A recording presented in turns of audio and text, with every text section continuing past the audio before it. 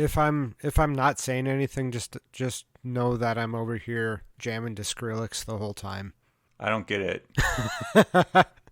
Sure, it's my Lost Boys. We rowdy.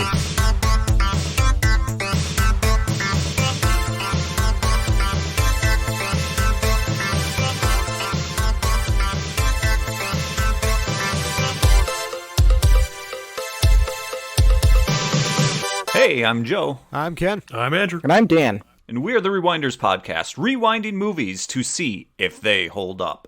And this time, we thought our happy thoughts and flew into the arms of the movie Hook. Well, nice hook there, Joe.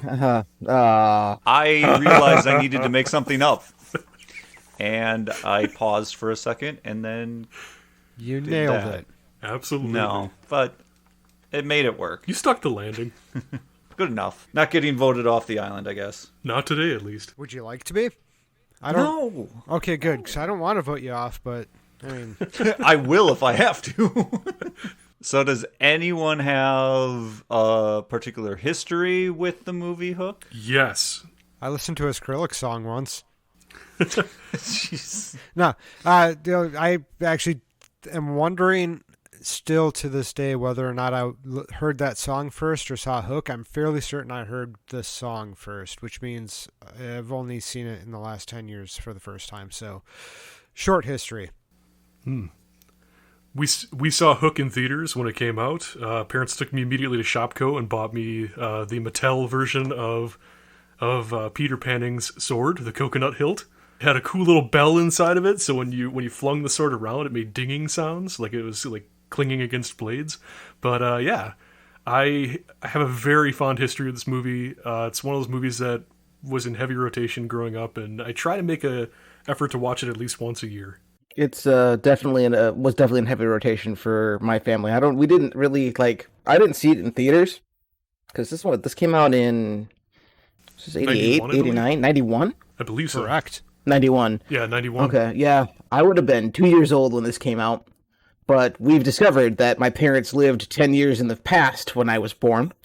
So a lot of movies that I saw... And no earlier. 10 to 15 years, yeah. So many movies. Oh. Then you have time to warn them about Not things. anymore. Oh, okay. They had this in rotation already? Yeah, What you're saying? this was one, I forget when I first saw it. I would have been at least 10 when I first saw this. I remember at least renting it a couple of times and then eventually buying it when I started working at Toys R Us. Man, this is putting things in perspective. I was about 3 or 4 years old when I saw this. To have that vivid of a memory of all this stuff, it wow. It had an impact, I'd say then. It did. It was a very good family memory. It was a good time. Yeah, it's a good movie. So, Not what critics would have to say. This is probably the most shocking one. I did not realize how bad this movie was lambasted. I just assumed growing up that everybody liked this movie. And then to grow up as an adult and actually look back on it and see, wow, this movie got shit on. yeah, it really does. Yeah, well, when it takes 30 minutes for you to get to Neverland, and then you realize you still have 2 more hours left of this thing. See, and that's the issue, I believe. I believe the tone changes wildly throughout the film, which I understand. Coming at it with an older set of eyes, I can completely understand and relate to people not liking this movie, but it still works fundamentally for me, and I still love so much and get so much out of this film, but I can absolutely understand why people wouldn't like it. There is such a huge tonal shift in so many spots in this film, but I really thoroughly enjoy the pieces leading up to Neverland. That's, for me, probably my favorite parts of this movie. Just learning I love Peter Panning being an ass. how and much just he's everything forgotten going on. himself. Yeah. It's heartbreaking. You can see a little bit of the horror aspects, a little bit of, Poltergeist shining through with Captain Hook, abducting the kids and everything like that. There's just some of that classic Spielberg directing right off the get, just within the first 30, 40 minutes of the film. And he has a way with kids, pretty much no other director I've seen has. He can get such crazy good reactions out of kids. That is very true. Just breaks my heart knowing that this is a movie that he doesn't even like himself and hasn't gone back to watch, except for when Robin Williams did pass away in 2014. The fact that he disowns such an important piece of my childhood makes me a little misty-eyed. A little bit. I don't know. It's been a while since I've watched this in earnest outside of, for here. But like I have a hard time understanding the hate for it. Yeah. Maybe that's just because I just see it as a good movie. I don't know. And that's kind of what I saw echoed online is for those of us who grew up with this film, who were young enough to remember this from the 90s as it came out, it does hold a special spot in a lot of kids who grew up's heart versus, teenagers at the time rolled their eyes at some pretty grown-worthy scenes and things like that. So I don't know, and adults obviously had a very different feel towards it. So it kind of is this magical thing where as kids, we saw this movie about kids not wanting to grow up and thoroughly enjoyed this film that adults did not enjoy.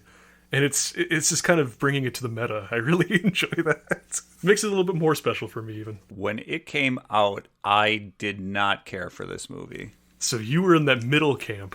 Yeah. So I had a problem with... Authority. No. Skateboards? Trying to be edgy and cool? Oh, God. That was part of it. That is the number one complaint I saw online is skateboards. From people in the middle. Yeah, I'll say that the nicest way to put it, it's about me, not about the film, is that I guess you could say I was an originalist about it at that time. That's what I see a lot of that. A lot of people who were... Now, when I say the originalist, I don't mean the novel. I mean Sure. The Disney cartoon. I had watched that so much. I'm in a weird spot where I haven't seen it. I've never seen Peter Pan. What? Really? I'd say you should. You should... What? I know bits about it, and I know the controversy surrounding like certain scenes now with nostalgia eyes, but yeah, I've never actually... Yeah, of course. I've never sat down to watch the original. I think that's part of the reason why I enjoy Hook so much. I don't know. They're two separate stories. This is a continuation, like young Peter Pan, and that is what that movie is all about. And now you have a continuation where Peter left Neverland and is crotchety old man. I guess crotchety might not be the right word, like one point, but he sure gets happy when he gets to have a cell phone duel. It is a completely different story. It's not the original Peter Pan story. So. And I have heard that from a couple people where they have pretty much said that exactly, that they don't like what it does to the original. So I get that, I guess. I understand everybody's views on this. Yeah, I don't like what the cartoon did to the original story.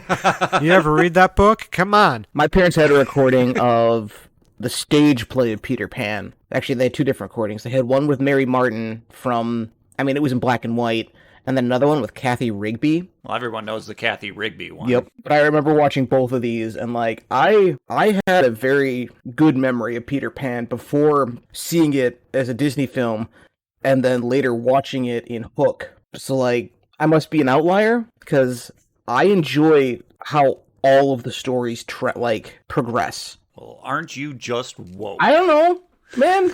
Like, I feel like the negatives that this movie gets in reviews and shit are unnecessary. Sure, and there's plenty of negative things you can say about this movie, but from what you guys are saying, the negatives that people are saying are not necessarily the negatives they should be focusing on. Yeah, correct. After watching it, I definitely have my own set of negatives to go over when we get to that point, but there's things that even I picked up this time around where it's just like, yeah, I can kind of see that now, but there's shitting on the movie just for the sake of shitting on the movie, but then there's also, legitimate gripes, but it's completely biased based off of age, based off of the time the movie came out, tropes, things like that. There's so much that goes into this. Yeah. So it's kind of hard because reading through the reviews, I could understand everywhere where everybody was coming from. But then it just kind of makes me think like, okay, well, if you nitpick the same way on another movie, you could literally find anything not to like about any movie that comes out. Behold the internet. Exactly. Yeah.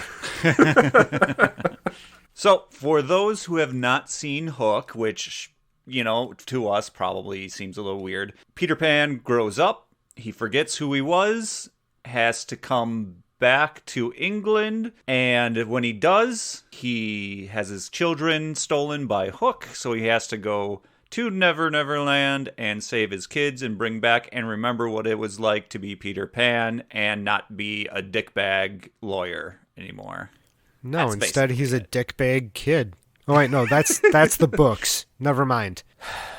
Let's just start with the things that we like. Peter Pan watching a play about himself. And that school has such high production values that it makes you kind of angry that when you were a kid, there's no way in hell we would ever get sets like that. What kind of private school are they going to? Right? The kind of school that lawyers send their lighting kids was to. amazing. It really on that was. set. He was working on very expensive contracts. He had a lot of money. I mean, come on. When they said draw, the first thing he does is whip out a freaking checkbook. I mean, he's got some money. He's got some cash to liquidate. He doesn't care. There's a lot of affluenza here. It's dripping with affluenza. Oh, yeah. I mean, early 90s with a cell phone? That's insane. Yeah, yeah. I do miss the antennas that cell phones used to have. I know. Yeah. They were so much fun to break off phones. And by that, I mean pull out and push back in, pull out, push back in. Oops. Yep. Okay, so cast-wise, I freaking love everybody in this, but hands down for me, the standout is Bob Hoskins as Smee.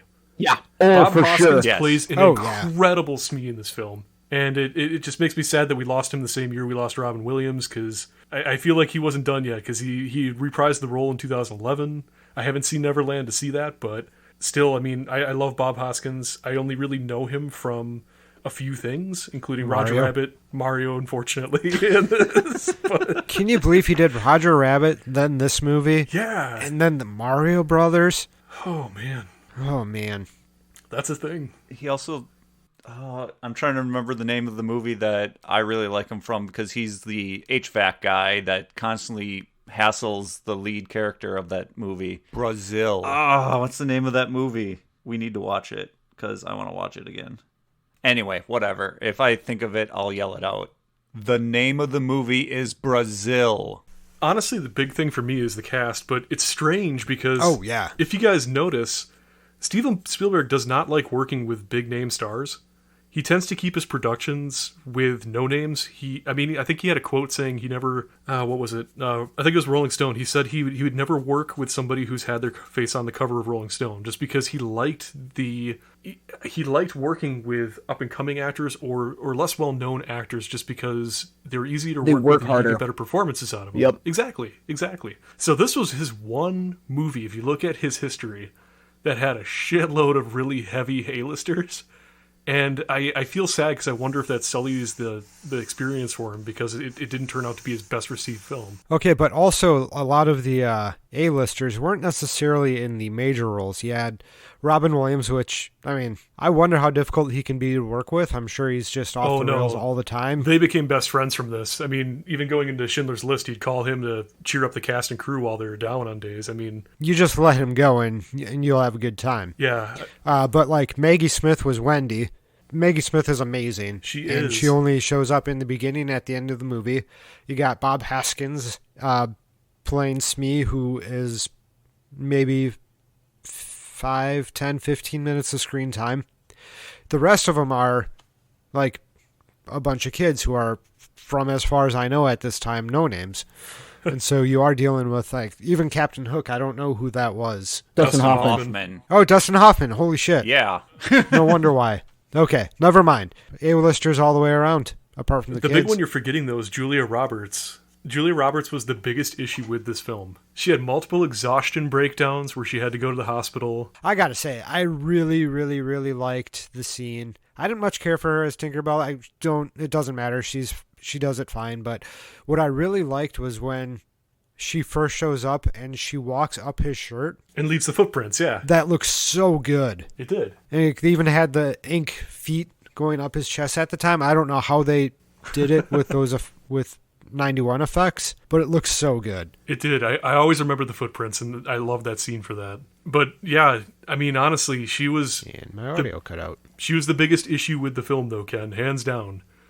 Steven Spielberg did not enjoy working with her and will not work with her again in the future, because she was going through so much crap at the time, and she was going to get married to Kiefer Sutherland. At one point, she actually fled the U.S. during production to go hide out. I think it was in, like, Ireland, to get away from the wedding, because she just basically ditched him and ran. So I remember Steven Spielberg had to actually call and threaten to fire her. She didn't make it back to the set immediately, and, like, she was just one of the most notoriously difficult things about this movie, hands down.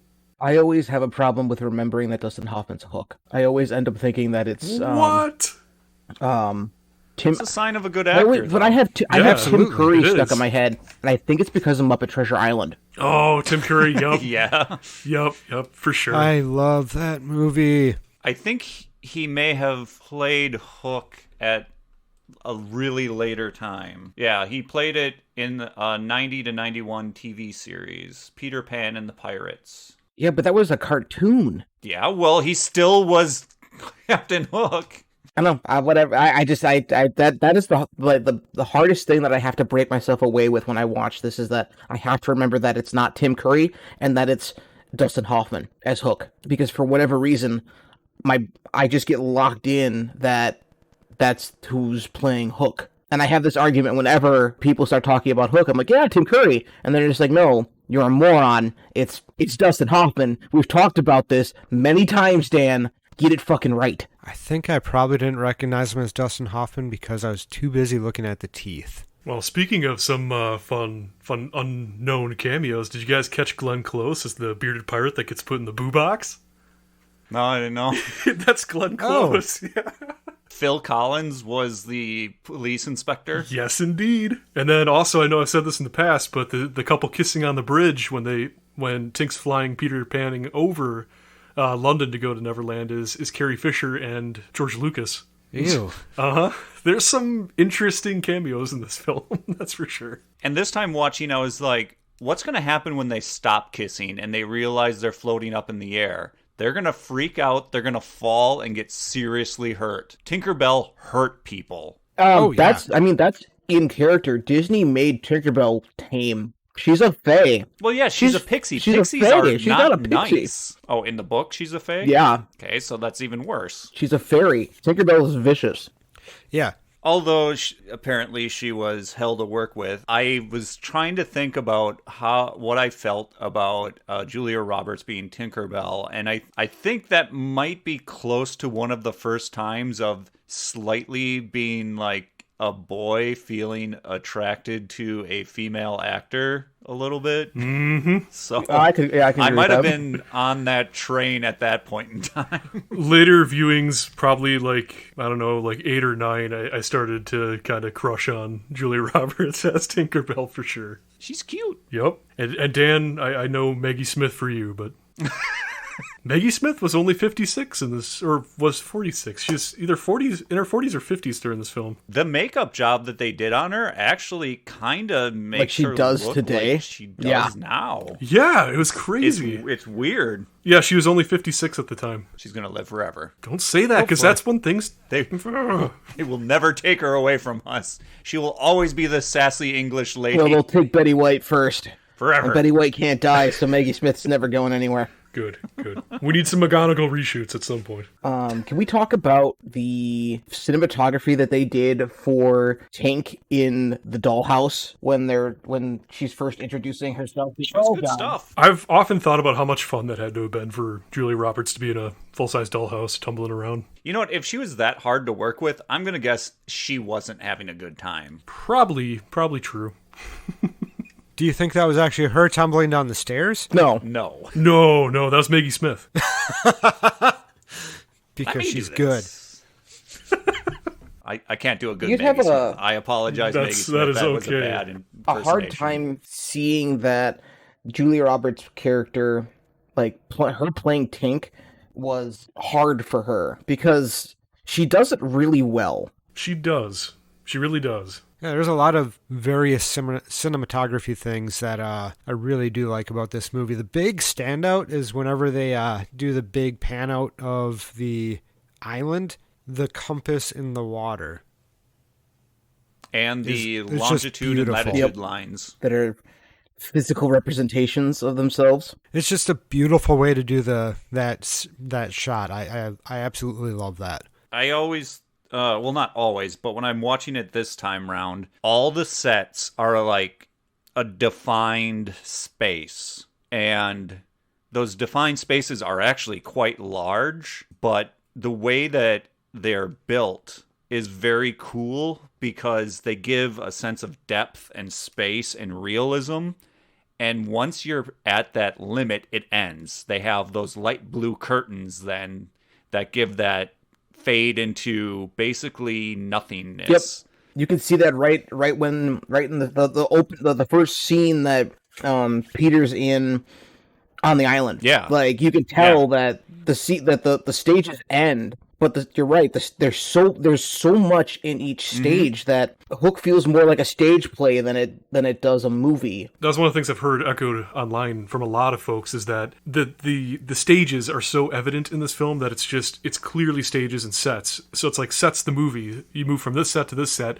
They're very clearly defined sets, very easy to tell that it's a movie production, and you get lost from the immersion. I kind of got a sense of that this time around, and while the sets themselves were elaborate as can be, I mean, they were so packed to the walls with absolutely every minor detail you could think of. But it's like you guys said, the blue instantly took me out the second anytime there was a shot from, whether it be inside the Jolly Rancher, looking out through the windows, whether it be, Peter being brought to the island, like you said, like anytime there was the blue fade where it's just like, oh, that's just sky in the background, that kind of detracted for me. And I know that's a negative, but it had to be said. It's just, I get the frustration from some reviews that I read where they talked about it, but I mean, hell, those were some elaborate designs for the sets. I love the sets. But I'm going to lay that in a positive, because to me, it adds a sense of surrealism to the environment. I agree.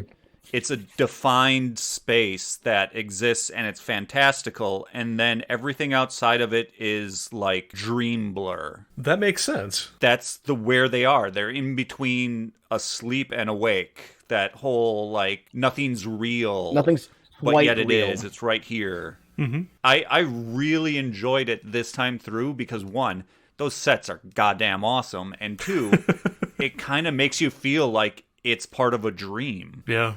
No. Was that intentional? I don't know, but that's how I felt about it. Yeah, I've always been in the camp of this movie has some of the best designs I've seen set-wise. I mean, I would have given pretty much anything to go back and take a look at those sets in person. I mean, they are incredible. They definitely built them at 3/4 scale or whatever it is, because in one scene, Robin Williams is doing a sword fight, and you can tell he would hit his head on the top of a door frame if he walked through it. And it made me chuckle because Robin Williams was not a tall man. But he was a hairy man. He was a hairy man. They shaved his arms for that. They shaved his arms, his back, and his chest for this movie. Apparently, That's some commitment to the bit. Yeah, that's Robin Williams. That's all those not times we commitment. saw his back and chest. Oh, we guess we did, didn't we? They wouldn't have been able to paint him up if he had all his hair with him. The Lost Boys would be combing his chest hair and braiding it. Gross, bro. No.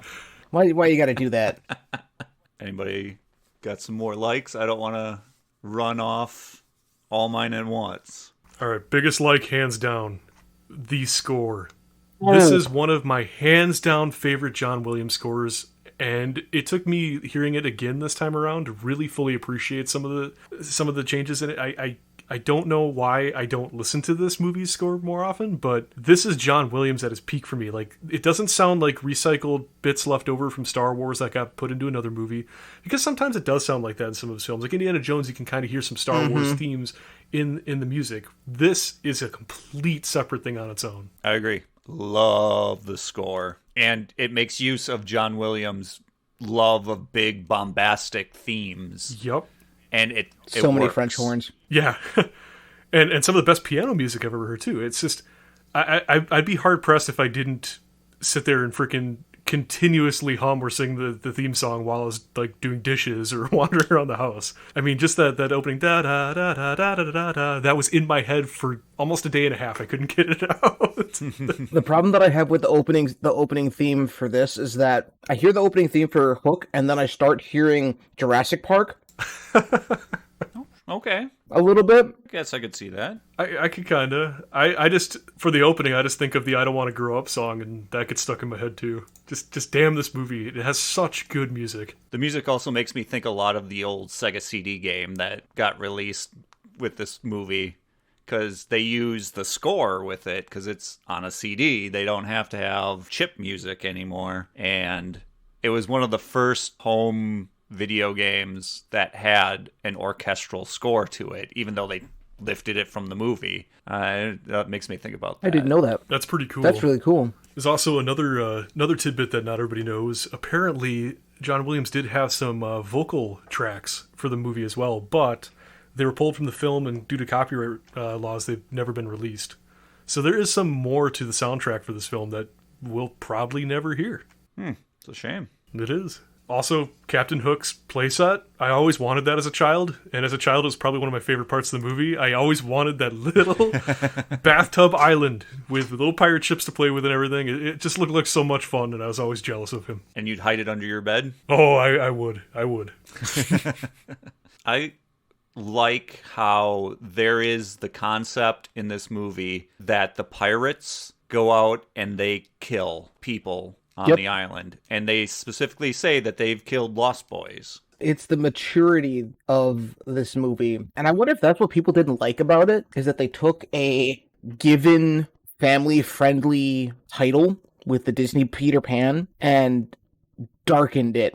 Not that much, though. Well, but see, they darkened the Disney Peter Pan, where Disney Peter Pan took the original Peter Pan novel and made it lighter. Because there's a lot of nightmare in the original books.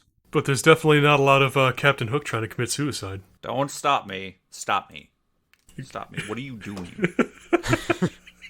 Don't frighten me like that. But really, the tone of the movie is incredibly weird, where the murder feels out of place to me, to the point where I feel like the movie almost felt like it was out of place because they kill Rufio. Peter Pan holds him for a little bit, and then that's the last you see of Rufio, and that's the last you really hear of Rufio. They leave him dead on the deck and leave. So this rolls back to why I have this in the positive, is because the movie introduces the concept of killing, and it demonstratively displays that both sides of the camp, both the Lost Boys and the pirates, are not concerned with it. They know it's going to happen, and they do die, but everyone moves on. There's no attention, there's no blood. A whole handful of pirates died, and no one cared. I wonder if it harkens back to the whole thought that Neverland is like a version of the In-Between. That's kind of some of the jazz I was picking up on, but I'm not sure.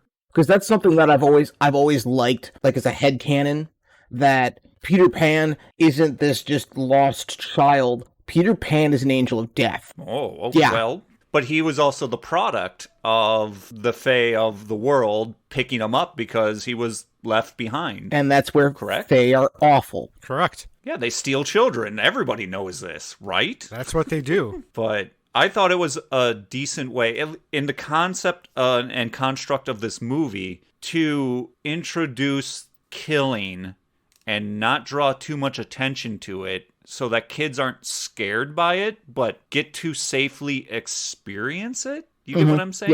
Yeah, I mean, sure. even Rufio just gets a little poke to the chest and he falls over. And he gets to say his goodbyes, and then everyone, moves on. Yeah, it wasn't frightening as a child watching him die, just because it was underwhelming. sad. It was sad, yeah. You just felt sad that he's gone. Yeah, and I think that's to the benefit of the film that it was able to use the construct of killing without making it too heavy for children. But I can totally see as an adult that they're murdering people and they're talking about murdering children. And that's kind of... There's a taboo. That's kind of intense. A little bit of taboo right there. That's definitely how you know that they're the bad guys. Oh, yeah. I mean, it's the paint everyone in the broadest strokes kind of mentality. But, again, that's for children to learn who the characters are. Not to make them a gray, interesting character, but okay, kids, these are the bad guys. But then... I say that the whole pirate crew to me are gray. They're not broad stroked because they're crying about the little girl singing her song. They do miss their mommies a little bit. It's just everything is not, the pirates aren't evil. No. They're not. They're this diabolical thing. They are soft. They do Sometimes. Yeah, They but do that's the murder thing. They're when you try softened. to steal their bases. But again, there's no blood. He is shot, he falls down, and no one drags him off. He's just gone. He is just kind of gone, isn't he? To the credit of the movie, they use killing and murder in a movie for children, and it seems to work in a safe fashion. And I like Toodles. Everybody likes Toodles. How can you not like Toodles? In this world where death and whatever exists, and they're bringing sticky arrows to the party. Don't forget the bowling ball child. Which looks so weird. It really does. It absolutely is weird. Again, it's a dream world. It's a fantasy land. Yeah. So yeah, there are no rules. The rule is there are no rules. If you change it to it's a dream world instead of it's a children's movie, then it is actually kind of a neat way of doing it. And especially since everything does look like a stage, it's supposed to be like a play almost. And this is how it all played out. Yeah, it kind of, it fits in there that you can have weird visuals and weird stuff in there, and it doesn't necessarily have to make sense. It's the imagination running wild at that point. And Dan, yes, I know there are rules because you have to set up the rules to play within the world that you are creating. But imagine your food so you can eat. Yep. Or your chunks of paint. Or Some Play-Doh, of that food whatever looked it is. really, really good. I was hungry. And then they had the food fight where everything was like sherbet, maybe? Cream? Sherbet, marzipan, things like that. I want to imagine me up a burger right about now. Thinking about that kid and his burger. Oh yeah, yeah. Mad props to those kids for their mime work. Yeah.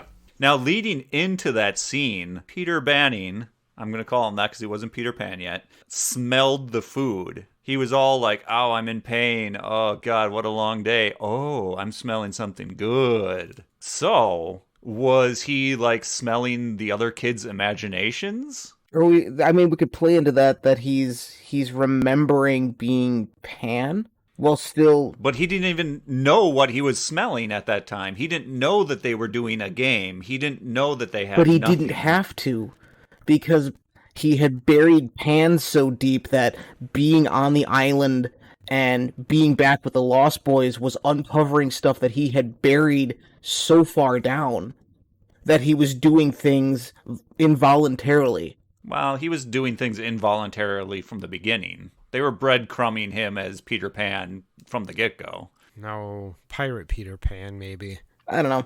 They were certainly dropping breadcrumbs the entire first half hour before they even dragged him to that place, Neverland. Well, I mean, they specifically call out that he's Peter Pan before he even leaves for Neverland. Like, that's not really breadcrumbing. Like, they call it straight out. Like, Maggie Smith calls him out. I mean, part of the breadcrumbing, like, you guys mentioned the ink footprints. I've never seen that. I have to go back and check that scene out because that's just another one of those, hey, remember when this happened in the stuff from before that you remember? Look, here it is again. Even the pirates talk about it later on when they're pointing out the little footprints on his button path. I never understood why they kept pushing his belly. I just was like, okay, so he's poking him in the buttons. Whatever. Thank you for letting me know I missed that detail. I was very much looking for anything that would make that look fake. And that scene was done so well that I was just flabbergasted and willing to accept pretty much any of the rest of the movie with the where it was, we'll say, subpar green screen, just because that one was done so freaking well that the rest of it was still fairly believable, but it looks so good. One of the shots of Tinkerbell is rear projection behind her, and you can tell that one is not green screen, but then you get the rear projection problems of it's all washed out behind her. And it's like, man, they just can't get it right. When Tinkerbell is standing on, there's the railing talking to Hook, trying to get like time to bring Peter back to being Peter. That's a real dead giveaway that she was green screened. But yeah, the one where the scene where like she's first introduced, it's really hard to tell. Like it's the green screening was done really well. Now, real question is, do you guys think Tink stepped in dog duke or she had muddy feet? And why would her feet be so damn muddy? No, ink. She was Ink? all over the place. She probably knocked over an inkwell. There's an ink pad that she stands on just before. That would make more ink pad, sense. there you Okay, go. that makes more sense. I never caught that. See? All Details. these dang details. Movie. And there's a lot of details in this movie that are just so well executed. And that's where you have to have a 2.5-hour movie. It takes 30 minutes to get there, but you're not going to have the attempted betrayal of the children when he shows up to the daughter's play and not the child's baseball game. It's kind of all necessary to be in there just to set up the rest of the movie so it makes sense when Hook tries to woo the children and one of them takes and the other one doesn't. That's what happens when you get an F. Yeah. I wonder what she was doing after that, because they definitely gave up on her real quick. She was in like an apartment with a bunch of other kids. Yeah, there was a lot of kids on that boat for pirates who like to kill children, but maybe, I don't know, cleaning, cooking type things. Future murder subjects for when they're bored. Who knows? That's not the most dangerous game. Their children would be much easier to kill than adults. Wow, that's just a weird place I just went. Wow, Joe. Yeah. Sorry I walked myself to that location. I'll turn around now. Just close that door and move on. So what are some of the things that didn't work so well for you in the film? Now, I know, like, Rothy, you mentioned that the small sets kind of took you out of it, so we got that. I agree with what people say that I've seen in a few reviews for the sets, because the sets are really well done. It's just, you can tell they're sets. So I don't know. But it's a play. I know. Yeah, you can definitely tell her sets, and everything in this movie is, it is jarring. I'm not going to get as crazy as like Roger Ebert did, where he complained about the color gradients and everything. Like going to Neverland, he said he was expecting this bright blue, lush green tropical setting, and the film took on a noted like red brown hue when it went to Neverland and a couple other things. And then he complained about the sets in further detail, but I don't agree with that. Like I said, like if you wanted to, you could legitimately sit down and pick anything apart in this movie and bash the crap out of it, but you could do that with any movie, so I don't understand why this one got so much hate. I blame Pettigrew. You blame me for everything, though, so you can't. No, I refuse to take the blame on this one. That's true. Okay, I did actually read something 2 nights ago that I feel like it's probably the closest to an answer. I heard, or I read an article somewhere that was talking about how critics at the time wanted Steven Spielberg to move on to more serious productions, and with movies like, Empire of the Sun and whatever else had come out at the time that were more serious affairs, the fact that he made this, they felt like he was basically, going back to a safety zone, like a comfort zone, making just another kids movie, and that's why they were so harsh against it. But I still think that's a stupid reason. There's a reason why I hate the Academy. This was one of them. Yeah, and look at that. This is 91. He literally went on to make Jurassic Park and Schindler's List 2 years later. Like, I don't get it. Just don't get it. I think the thing that got me the most with this movie was, you guys have already made a reference to it. The pacing for it is strange. I wouldn't say that like it's off, but there's just I mean it is off. I wouldn't say that it's bad, but it's just there's a lot of stop and go. Yeah, I have a distinct example of what I feel like you're trying to get at. So the movie's trudging along, trying to get him to be Peter Pan. And then all of a sudden, he is 100% Peter Pan, forgets completely about his children, and 100% flip. And you're like, what the hell just happened? Is it supposed to be like some kind of like a reference to like excess? It could be. Because Peter's character goes, he's on this pendulum of good and bad, and he's never really in the middle. Like he's always swinging from one side to the other until the very end, where he reaches some kind of equilibrium. Yeah, where he's going to save his children and kill Hook. Which that part, I mean, he just kept on going and going and going. Here's all your chances. No, I'm an evil pirate. I'm going to kill. No, yeah. I guess it could be part of that. I did not care for the melodramatic tone of the opening of the movie. Still. I didn't care for it back then, and I still don't care for it now. I think it cheapens the movie. It's using broad strokes to paint the Robin Williams character, Peter Banning, and it just, yeah, we get it. You're beating us over the head. He's a bad father for 30 minutes. Yes. Yeah, and that's one of the things I was talking about with tropes earlier. I saw a lot of reviews really get behind the idea that the overused trope of executive dad doesn't have time for kids is such a trope of the 90s and times when the economy was booming that it's just weird to watch nowadays. And I don't know if I necessarily agree with that. I'm sure there's plenty of people like that now. Yeah. It's just we don't need a half hour to get introduced to that fact. You can show a bad father pretty quickly. Yeah, I agree. They could have cut that entire introduction down by a significant amount to explain that Peter has forgotten that he's Peter Pan, and that because of that he's become more of a pirate than anything. Yeah, no, for sure. Because all grown-ups are pirates. I will say, though, that the one scene that it impacts me more as an adult than it did as a kid,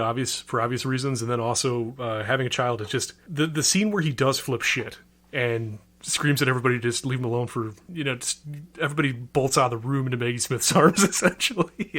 That scene really hits me on a different level, because sometimes I do feel like I don't make time, and sometimes I feel like I do come up with excuses to make time, or I get too involved in my work and I just don't have the sensibility to shut it off like he did. And it's that quote that Moira gives about only having a few years of really having your kids seek out your attention and want to spend time with you before it flips. I mean, that just hits me on an adult level in such a different way than I just completely didn't catch that as a kid or care about it as a kid. But for me, that's one of the biggest gut punches watching this film every year. It's just that kind of as a reminder to just kind of stop being a jackass and maybe take a little bit more time. But I don't know. That's obviously biased on my half, but no, I see it, because I remember that scene when I was little, and being like, that's a scene that Peter's a bad dad, and it's just supposed to make you angry at Peter for being terrible to his kids.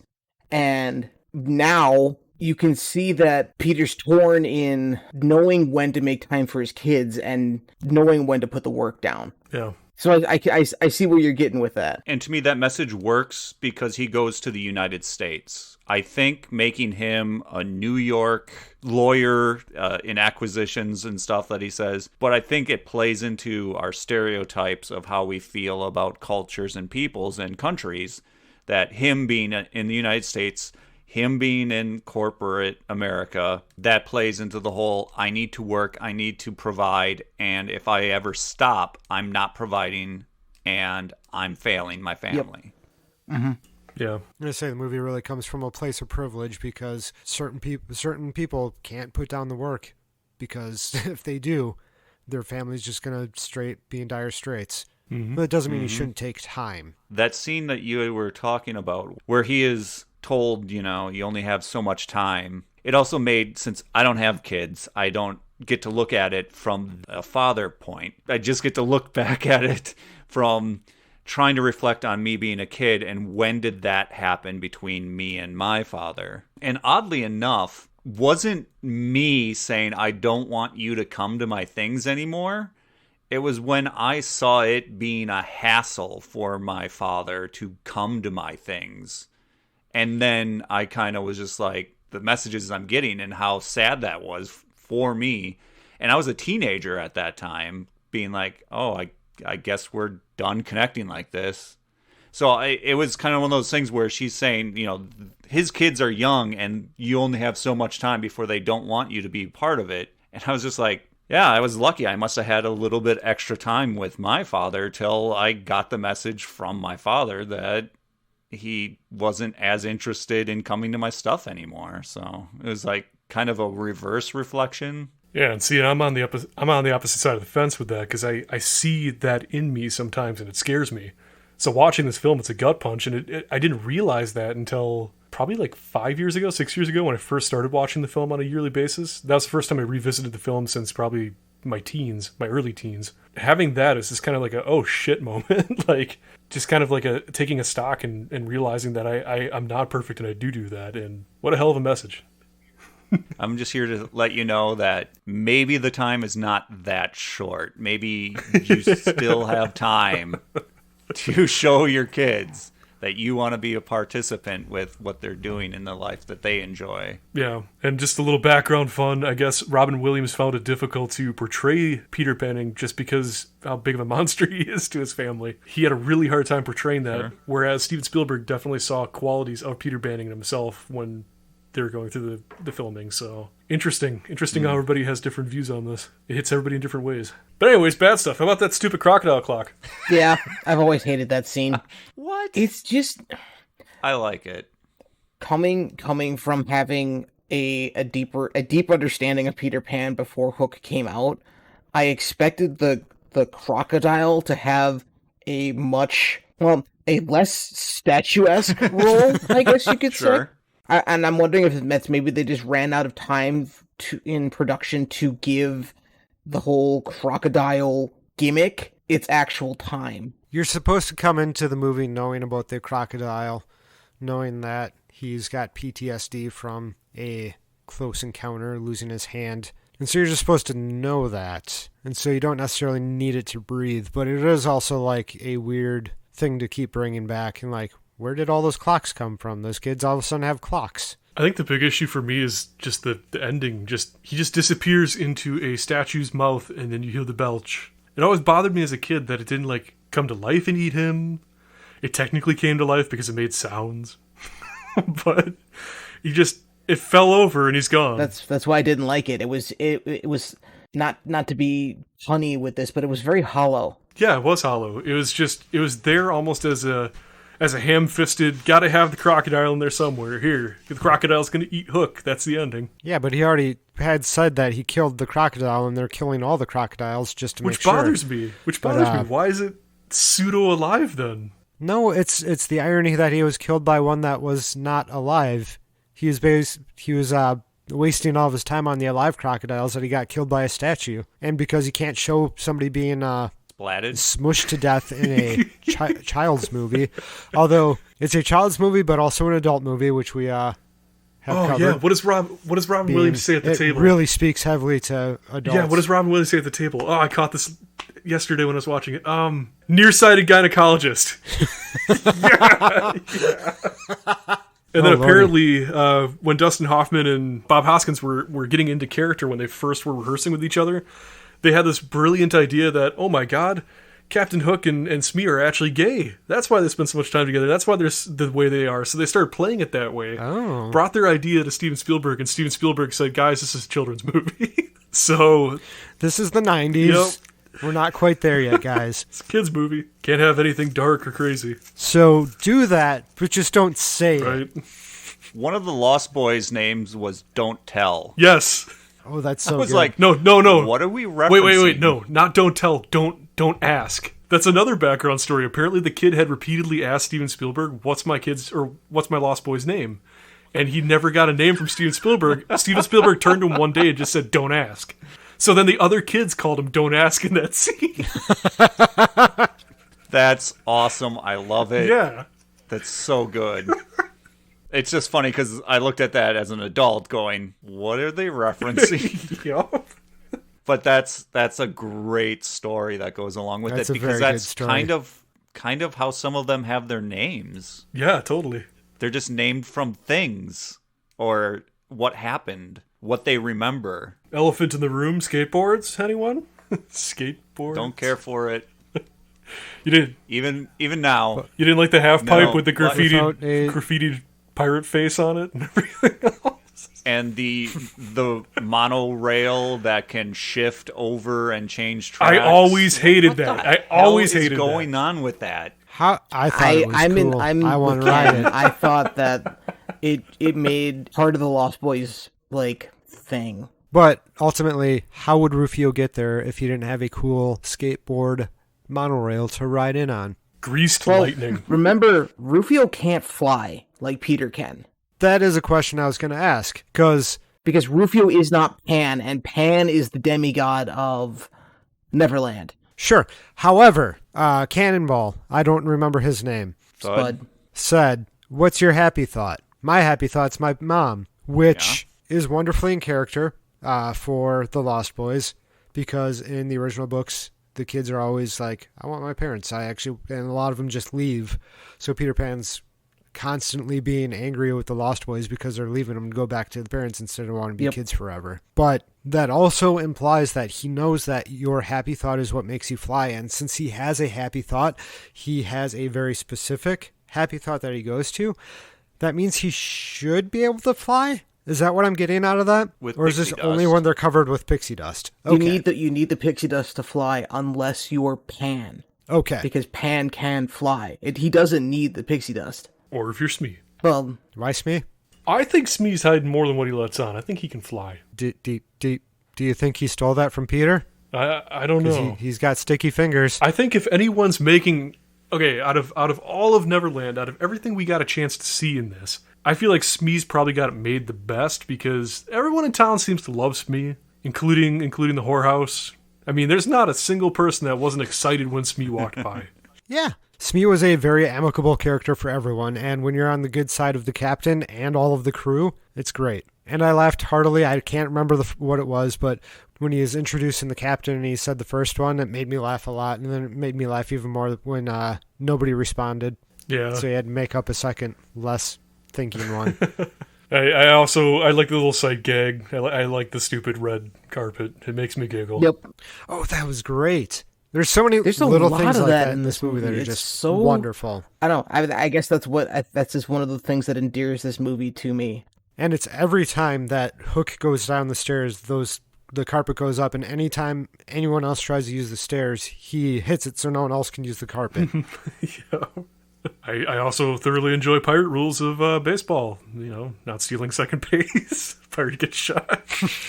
I'm getting back into things I like again. Damn it. Right? Exactly. It's because it's hard to be critical about It this is. movie. I feel I feel like I said, the negative reviews of this movie are unnecessary. Like, yes, there are some things that are not the greatest, but to the degree that it got just like Rotha, you said it got lambasted. It did. It got obliterated by reviews. Absolutely. Yeah, I it mean, did. it's got a 29 on Rotten Tomatoes, and I've honestly seen as low as like 13, 14, and that's just ridiculous. Yeah.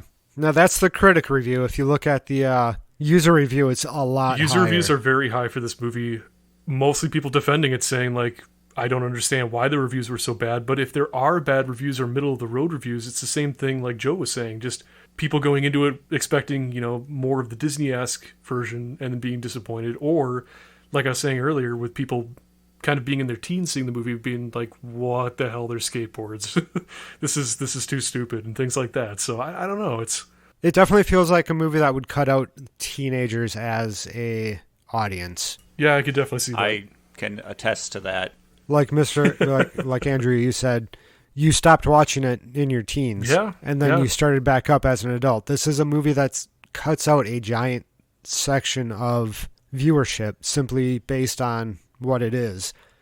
However, it's kind of cool that it does bring back viewers as an adult with a different view for the movie. So let's talk about that. How has everyone's opinion of the movie changed over time? Or has it? Or has it always been the same? I've always enjoyed this movie, and part like once we started about the negative things, I started to take it personally for a few minutes, and I was getting defensive, and I'm realizing that, and I realized that not everybody is going to see this movie as I do, because like I love the story of Peter Pan. Like it's like the whole Peter Pan universe is something that I have a deep appreciation for. And I feel like Hook does a really good job of reaching into that canon. It does a good job of playing in that playground for sure. Yes. I'd honestly be lying if I said that it's made me think any less of the film. It holds a very dear spot in my heart. I love this movie. I can't say source material wise I've given it enough respect as I should. I should eventually go back and watch the original Peter Pan / maybe read the book, but knowing my exposure is just Hook and knowing what Peter Pan was all about, it doesn't detract for me, and I don't know. I could absolutely see both halves of this. I could see people not liking this film, I could see people liking this film, and for me, nothing's changed. So one of my originalist opinions when I first watched this back in the 90s, I was a little bit confused about a few things. And one of them was they totally cut out the Native Americans. I was kind of like, wow, they cut out a whole portion of Never Never Land there. Part of my experience of what I knew of Peter Pan is just been disregarded. Then over time, I came to realize what the other portion of the thing that I must have had a problem with in this movie, and I labeled it, it's not enough like the original. And what that was saying was that there were people of color in the film as Lost Boys. I discovered that I had negative feelings of this film because of systemic racism in my own thought processes as I was growing up. And it's one of those things that I have definitely seen the racist parts of the Disney film over time and understand now that it's very good to have the Lost Boys be represented the way that they were in this film. Yeah. It's very encompassing for many people to see themselves in something like this. And it's a little disheartening to know that when I was growing up and I was becoming a teenager, that I still had been picking up these racist feelings about that kind of stuff. And that's how it displayed. I didn't understand it because it just was systemic in the society that I was in, but that was the case. It's not the most fun thing to talk about. No. But The first time I watched Peter Pan, the Disney film, was actually it was about, at this point it was about 2 years ago. We got to the meeting of the Native Americans in the movie, and I was so uncomfortable watching that. And I had no recollection of that being wrong until that point. And I was watching that, I'm like, this is so wrong. Why is this in a Disney movie? Well, because it's a Disney movie. Because it's a Disney movie, but... It's a racist asshole that created Disney. Yep. Anti-Semitic, too. Song of the South. Apple Dumping Gang. Oh, no. They have a history. Mm-hmm. I'm just saying. It's just something that when I was little, I didn't see it. Yeah, for sure. You can go and watch the Disney film and fully understand why all that is left out of the movie Hook. It didn't need to come back. No, it doesn't. We got the mermaids. That's fine. And since I'm also talking about broad strokes, I did paint the South with broad strokes in our last episode, so I apologize to the South. What was our last episode? Oh yeah, because it's Beastmaster, and it was his sister he was kissing. Yeah. So I took an easy joke, and I apologize, the South. You don't all kiss your sisters. This is not an endorsement for kissing sisters. Does the film stand up after, how many years is this now? 30 years? 91 to 21? 30 years. Yeah, 30 Jesus. years. I'd say it holds up pretty well. There's a couple of references in there that there's no way anyone would know these days. Checkbooks? And some of the old technologies. They flew on Pan Am. Apart from, a couple of those dated things, overall oeuvre of the movie definitely holds up. I agree. When I first watched this movie, the movie kind of dragged on the first time I watched it. It was not what I wanted to watch at the time. However, watching it this time around really made me appreciate what they did with this movie. Still think it holds up. It's harder for me because I have to break out of my mind and remind myself that as a child of the 90s and instantly start thinking about, oh man, I love Robin Williams, and then it's just like the reality of growing up, the reality of getting older and having catastrophic events and watching people you grew up with and fade away. It sucks. But honestly, Robin Williams was a gigantic part of my childhood. Yeah, I'd say right around 2016 or so is starting to come back up into I could watch this again without feeling sad and feeling happy while watching it. So I guess what I'm hearing is that we think it holds up. Oh, for sure. No, not at all. For sure. There is that one bit. But just the one. Yeah. Because he dug only a second or two to get that phone out of the ground when the dog easily buried it a good foot down. Oh, for sure. There's no way he could have undug it that fast. Or Gwyneth Paltrow. She was just mean and... Okay, we're losing ourselves yes, here. We are. So, Jesus. And that was us breaking into Grandma's house, making a mess, and stealing the grandchildren. Otherwise known as watching the movie Hook. Did we also steal Toodle's marbles? Is that something we did as well? I do like that he flies off into the city sky and everyone screams in horror at first and then waves goodbye, laughing. Haha, bye Toodles, don't get hit by an airplane. I'm sure this will wear off somewhere safe. Next time we'll cover Joe versus the volcano. You're versing a volcano, Joe? Is this a real volcano or a metaphorical one? I thought we were changing the format. It's just us reviewing Joe going mano a mano with an active volcano. I mean, shit, yeah, that's what I was looking forward to. People have gotten tired of listening to us talk about movies. What if I were to adopt a bobcat and call it Volcano? Well, is it going to be a nice bobcat? I mean, I wouldn't adopt a mean one. Okay, good point. So come back in 2 weeks when we rewind again.